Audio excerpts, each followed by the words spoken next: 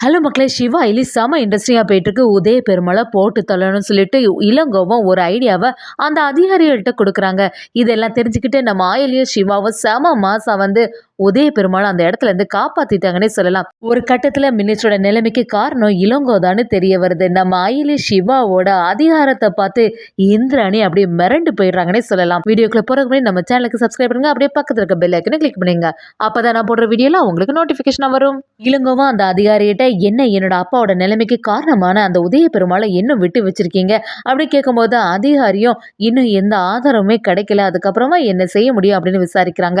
இளங்கோவன் எப்படி இருந்தாலுமே அந்த உதய பெருமாளை போட்டு தள்ளிடுங்க அப்படின்னு சொல்லும்போது அதிகாரியும் அது எப்படி சார் நாங்க போட்டு தள்ள முடியும், இப்ப லாக்அப்ல இருக்காங்க, ஏதாவது பிரச்சனை வந்துட போகுது அப்படி சொல்லும்போது நம்ம இளங்கோவும் சரி போட்டு தள்ளனா கூட பரவாயில்ல, எப்படியாவது அவன் வெளியில வரும்போது கை கால் இல்லாம தான் இருக்கணும், அவனோட கை கால் எல்லாத்தையுமே உடைச்சிருங்க அப்படி சொல்றாங்க.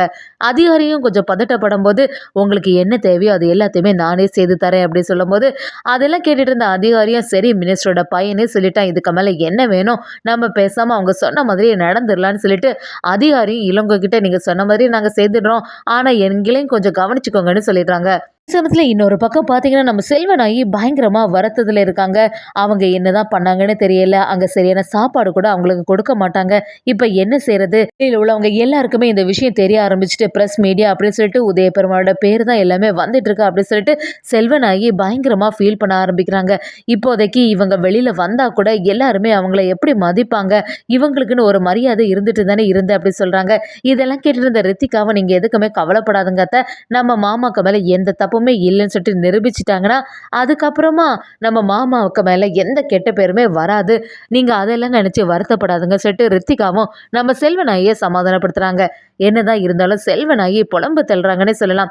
இதெல்லாம் கேட்டுட்டு இருந்த இந்திராணியும் நம்ம செல்வனாயிட்ட நீங்க எதுக்குமே கவலைப்படாதுங்க சித்தி, கண்டிப்பா சித்தப்பாவை வெளியில கொண்டு வர வேண்டியது என்னோட பொறுப்பு, சித்தப்பாக்கு மேல எந்த தப்புமே இல்லை, ஏதோ ஒரு போதாத காலம் நம்ம குடும்பத்துல இப்படி ஒரு பிரச்சனை வந்துட்டு சொல்லிட்டு நம்ம இந்திராணியும் செல்வனாயிட்ட சொல்ல ஆரம்பிக்கிறாங்க. செல்வனாயும் சரி அவங்க சாப்பிட்டாங்களோ என்னவோ எதுக்கும் அவங்களுக்கு சாப்பாடை கொண்டு கொடுக்கலான்னு சொல்லி ரெடி ஆகும்போது இந்திராணியும் சரி அந்த டிரைவர் அவங்கள்ட்ட கொடுத்து விடலான்னு சொல்லி சாப்பாடு அந்த டிரைவர் ஆள்கிட்ட கொடுத்து வைக்கிறாங்க.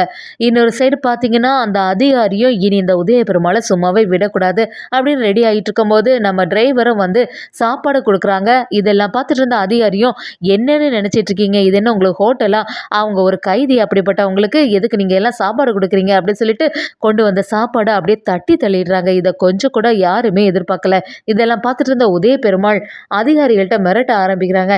என்ன சார் செய்துட்டு இருக்கீங்க, ஆதாரம் எதுவுமே இல்லாம நீங்க என்ன இங்க வந்து லாக்அப்ல அடைச்சி வச்சதே தப்பு, இதுக்கு மேல நீங்க அவங்களே துன்பப்படுத்திட்டு இருக்கீங்க, இதெல்லாம் பிரச்சனைக்குரிய செயலாகும் அப்படின்னு சொல்லிட்டு நம்ம உதய பெருமாளும் அதிகாரிகிட்ட சொல்லும்போது அதிகாரியும் என்னையே எதிர்த்து பேசுறியா, உன்னெல்லாம் நான் என்ன பண்ண போறேன் பாரு அப்படின்னு சொல்லி அந்த அதிகாரியும் சிசிடிவி கேமரா எல்லாம் ஆன்ல இருந்துச்சுன்னா எல்லா விஷயமும் வெளியில தெரிஞ்சிடும் சொல்லிட்டு எல்லா கேமராவையும் ஆஃப் பண்ண சொல்றாங்க. இது எல்லாத்தையுமே அந்த டிரைவர் கவனிச்சிட்டு இருக்காங்க. இந்த ஐயாவை இப்படியெல்லாம் செய்துட்டு இருக்காங்களே, இது கொஞ்சம் கூட நியாயமே இல்லையே, ஐயா ரொம்பவே பாவம், ஐயாக்கு மேல எந்த தப்பும் இருக்கிறதுக்கு வாய்ப்பே இல்லை அப்படி சொல்லிட்டு அந்த டிரைவரும் பேசினாலுமே அதிகாரி கேட்குற மாதிரி இல்லை. அந்த டிரைவரும் அந்த இடத்துல இருந்து கிளம்பிடுறாங்க. உதய பெருமாள் கிட்ட வந்து ஒழுங்கு மரியாதை உண்மையை சொல்லிடு, நீ தானே மினிஸ்டரோட நிலைமைக்கு காரணம், எதற்காக மினிஸ்டர் நீ இப்படி செய்த அப்படின்னு விசாரணை பண்ணும்போது நம்ம உதய பெருமாளை நான் எத்தனை வாட்டி தாங்க சொல்றது, எனக்கும் எதுக்கும் இந்த சம்மந்தமும் இல்லை, நான் மினிஸ்டர்கிட்ட அந்த பென் டிரைவை கொடுக்கறதுக்காண்டி தான் போனேன், மறுபடியும் எனக்கு வந்து நான் எதிர்த்து பேசுனதுனால மன்னிப்பு கேட்கறதுக்காண்டி தான் திருப்பியும் போய் இந்த மாதிரிலாம் செய்தேன் அப்படின்னு சொன்னாலுமே அந்த அதிகாரி நம்புற மாதிரி இல்லை. அப்படியே அந்த மினிஸ்டரோட பையன் இளங்கோ சொன்னது எல்லாமே அதிகாரிக்கு ஞாபகம் வருது. இந்த உதய பெருமாளை உண்டு இல்லைன்னு பண்ணிட வேண்டியதானே அடிக்கிறதுக்கு ஆரம்பிக்கிறாங்க. நம்ம உதய பெருமாளும் அதை தடுத்து நிறுத்துறாங்க. என்ன சார் பண்ணிடுறீங்க, விசாரணை கைதியை நீங்க எப்படி இந்த மாதிரி அடிக்கலாம், என் மேல எந்த தப்புமே இல்லை, ஆதாரமும் அதுக்கு ஏற்றவாறு இல்லாத போது நீங்க அடிக்கிறது எல்லாமே சரியே கிடையாது, நீங்க பண்றது எல்லாம் தப்பு அப்படி சொல்லும்போது அதிகாரியை எனக்கே சட்டத்தை சொல்லி தெரியா, எனக்கு எல்லாமே தெரியும், நீ ஒழுங்கு முறையதை மினிஸ்டரை எதுக்காக கொன்ன அப்படின்னு சொல்லுன்னு இன்னும் கொஞ்சம் உதய பெருமாளை அடிக்க ஆரம்பிக்கிறாங்க. நம்ம உதய பெருமாள் என்னதான் தடுத்து நிறுத்தினாலும் அதிகாரி கேட்குற மாதிரி இல்லை, நம்ம உதய பெருமாளை அடிச்சு துவம்சம் பண்ணிட்டு இருக்காங்க. அதே சமயத்துல வீட்டுக்கு வந்த டிரைவரை ரொம்பவே பதட்டமா இருக்காங்க. செல்வனாயி குடும்பத்துல உள்ளவங்க எல்லாருமே அவங்கள்ட்ட என்ன ஐயாவை பாத்தியா, சாப்பாடு எல்லாம் கொடுத்தியான்னு விசாரிக்கும் போது இல்லம்மா நாங்க சாப்பாடு கொடுக்கறதுக்காண்டு தான் போனேன், ஆனா அந்த அதிகாரி ரொம்பவே கோபமா இருந்தாங்க, அது மட்டும் இல்லாம ஐயாவை அடிக்க போறது மாதிரி பேசிட்டு இருந்தாங்க அப்படிங்கிற எல்லா விஷயத்தையுமே இந்திராணி குடும்பத்துல உள்ளவங்க எல்லார்கிட்டயுமே சொல்ல ஆரம்பிக்கிறாங்க. அதை கிட்ட செல்வனாயி அப்படியே பதறி போயிடுறாங்க. என்ன சொல்ற நீ சொல்றது எதுவுமே நம்ப முடியல, எதுக்காக ஐயாவை அடிக்கணும் அப்படின்னு சொல்லிட்டு ரொம்பவே டென்ஷனாக இருக்கும்போது இந்திராணி இது எல்லாமே தப்பு, எதுக்காக இந்த அதிகாரி எந்த விசாரணையும் நடத்துறதுக்கு முன்னாடியே இந்த மாதிரி செய்யணும் அப்படின்னு சொல்லிட்டு இந்திராணியும் நீங்கள் எதுக்குமே கவலைப்படாதுங்க, இப்போவே நான் ஸ்டேஷனில் போய் என்ன அதுன்னு விசாரிச்சுட்டு வரேன்னு கிளம்பிடுறாங்க. அதே சமயத்தில் நம்ம சிவா அயலிக்கு எல்லாமே தெரிய வருது. நம்ம மாமாவை இதுக்கும் போய் பார்த்துட்டு வரலன்னு சொல்லிட்டு அயலியும் சிவாவும் கிளம்புறாங்க. அந்த இடத்துல அதிகாரி நம்ம உதய பெருமாளை அடிச்சு தம்சம் பண்ணிட்டு இருக்கத சிவா கவனிக்கிறாங்க. சிவா அவனால தாங்கவே முடியல. எவ்வளவு தைரியம் தான் என் கண்ணுக்கு முன்னாடி என் அப்பாவை இப்படியெல்லாம் அடிச்சிட்டு இருப்பான் அப்படி சொல்லும்போது நம்ம அயலி இதெல்லாம் சரியான செயலே இல்லை, அந்த அதிகாரி பண்ணது பெரிய தப்பு, சட்டத்துப்படி இப்படியெல்லாம் செய்யவே கூடாதுன்னு சொல்லும்போது நம்ம சிவாவும் ஒரு அதிகாரியா மாறலான்னு யோசிக்கிறாங்க. அயலியும் அந்த இடத்துல இதுக்குமே அவசரப்படாதுங்க சீனியர், எப்படியாவது மாமாவை காப்பாத்திடலாம்னு சொல்லிட்டு அது பக்கத்தில் இருக்க துணியை எடுத்து அப்படியே அந்த அதிகாரியோட முகத்தை மூடிடுறாங்க. ஒரு பக்கம் நம்ம அயலி, இன்னொரு பக்கம் சிவா அப்படின்னு சொல்லிட்டு 2 பேரும் சேர்ந்து செமையா வெளுத்தெடுக்கிறாங்க அந்த அதிகாரியை. இதெல்லாம் நம்ம உதய பெருமாள் பார்த்துட்டு இருக்காங்களே சொல்லலாம். உதய பெருமாளோட கண்ணில் அப்படியே கண்ணீர் அப்படியே கொட்டுது. இதெல்லாம் பார்த்து நம்ம சிவாவும் தன்னோட அப்பாவுக்கு இப்படி ஒரு நிலைமை ஆயிட்டேன்னு சொல்லிட்டு சிவாவும் ஃபீல் பண்ண ஆரம்பிக்கிறாங்க. அந்த அதிகாரியை அடிச்சு தம்சம் பண்ணிட்டு நம்ம சிவாவும் அயலியும் எதுவுமே தெரியாத மாதிரி அந்த இடத்துல நிற்கிறாங்க.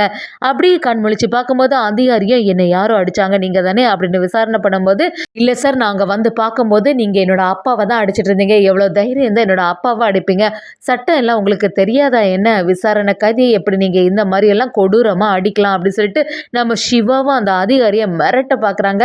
அதிகாரியும் அதெல்லாம் கேட்குற மாதிரி இல்லை, என்ன சார் எல்லாமே எங்களுக்கே தெரியும், நாங்கள் இப்படி ஒரு விசாரணை போட்டால் தான் அவங்க வாயிலிருந்து உண்மை வரவழைக்க முடியும் அப்படின்னு சொல்கிறாங்க. அதெல்லாம் கேட்ட சிவா அயலி இந்த அதிகாரியை ஒண்டில பண்ணணும்னு சொல்லிட்டு ஒரு ஐடியா போட்டாங்கன்னு சொல்லலாம். உதய பெருமாள் நம்ம சிவா கிட்ட வந்து நான் உனக்காக எதுவுமே செய்ததில்லை, ஆனால் எனக்கு ஒன்றுனா நீ எவ்வளோ பதட்டம் ஆகுற, ரொம்பவே நன்றிப்பா அப்படி சொல்லும்போது நம்ம சிவாவும் நீங்கள் எதுக்குமே வருத்தப்படாதுங்கப்பா, கண்டிப்பாக நான் உங்களை காப்பாற்றியே ஆகுவேன், அது மட்டும் இல்லாமல் உங்களுக்கு ஏதாவது பிரச்சனைனா அது எல்லாத்தையுமே சரி பண்ண வேண்டியது நான் தானே அப்படின்னு சொல்லி நம்ம சிவாவும் உதய பெருமாள் கிட்ட சொல்லும்போது உதய பெருமாளோட மனசுல மகனாவே நம்ம சிவா இடம் பெற்றுட்டாங்கன்னே சொல்லலாம். அதே சமயத்துல இந்திராணி ரொம்ப பதட்டமா அந்த இடத்துக்கு வராங்க. ஸ்டேஷனுக்குள்ள போகும்போது நம்ம சிவாவும் அயலியும் கரெக்டா வெளியில வராங்க. அதை பார்த்த உடனே என்ன சிவா இங்க இருக்கீங்க, சிவாவுக்கு எந்த பிரச்சனை இல்லையா அப்படின்னு கேட்கும்போது சிவாவும் அயலியும் நடந்தது எல்லாத்தையுமே சொல்றாங்க. அதை கேட்டு இந்திராணி அப்படியே அதிர்ச்சி ஆயிடுறாங்க. எப்படி உங்களுக்கு இவ்வளவு பெரிய தைரியம் எல்லாம் வந்துச்சுன்னு விசாரிக்கும் போது நம்ம சிவாவும் என்னோட குடும்பத்துக்கு ஏதாவது ஒண்ணுன்னா நான் எது செய்யறதுக்கும் தயங்க மாட்டேன்க்கா அப்படின்னு சொல்லி நம்ம இந்திராணி கிட்ட சொல்லும்போது நம்ம இந்திராணிக்கு ஒரு குழப்பம் வருதுன்னே சொல்லலாம். இவங்க தான் ஏதாவது அதிகாரியா இருப்பாங்களோ அப்படின்னு யோசனை பண்ண ஆரம்பிக்கிறாங்க. நம்ம ஆயில்யம் சிவா கிட்ட வந்து சீனியர் எனக்கு ஏதோ அந்த இளங்கோக்கு மேலே தான் டவுட்டாக இருக்குது, மினிஸ்டர் பையன் எதுக்கு இவ்வளோ அவசரமாக நம்ம மாமாவை போட்டு தள்ளணும் அப்படிங்கிற ஒரு பிளானில் இருக்கான், எனக்கு ஏதோ அந்த இளங்கோக்கு மேலே டவுட் இருக்குது அப்படின்னு சொல்லிட்டு நம்ம அயலியும் சிவா கிட்ட சொல்கிறாங்க. நம்ம சிவாவும் நீங்கள் சொல்கிறது எல்லாமே சரியாக தான் இருக்குது, கண்டிப்பாக இந்த இளங்கோவோட எல்லா டீட்டெயில்ஸையும் நம்ம தெரிஞ்சாகணும்னு சொல்லி இளங்கோ பற்றின எல்லா விஷயமும் தெரிய வருது. ஒரு கட்டத்தில் எல்லாத்துக்குமே காரணம் அந்த இளங்கோ தானே நம்ம சிவாவும் அயலியும் சேர்ந்து நிரூபித்து நம்ம உதய பெருமாளை காப்பாற்றிட்டாங்கன்னே சொல்லலாம்.